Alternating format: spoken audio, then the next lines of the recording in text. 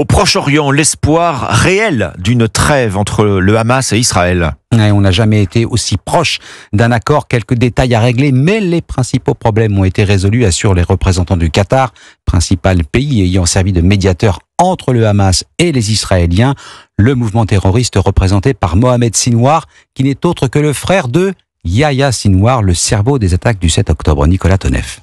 Oui, un Sinwar peut en cacher un autre. Yahya, le frère aîné tué en octobre dernier, c'est Mohamed, 10 ans plus jeune, qui fait face à Israël. Il n'est pas seul car le Hamas a modifié son organisation pour compliquer le processus d'élimination de ses dirigeants. Ils sont dorénavant 5, 4 à Gaza, un autre à l'étranger.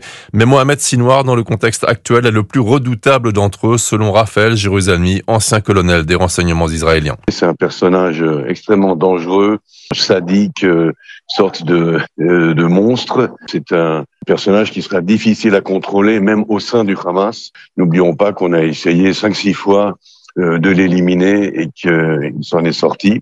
Il est certainement la cible numéro 1 aujourd'hui des Israéliens. L'ombre, c'est le surnom de Mohamed Sinwar, caché quelque part dans Gaza, se vante de dicter les termes d'un éventuel accord et d'obtenir la libération de 3000 Palestiniens en échange des 94 otages restants.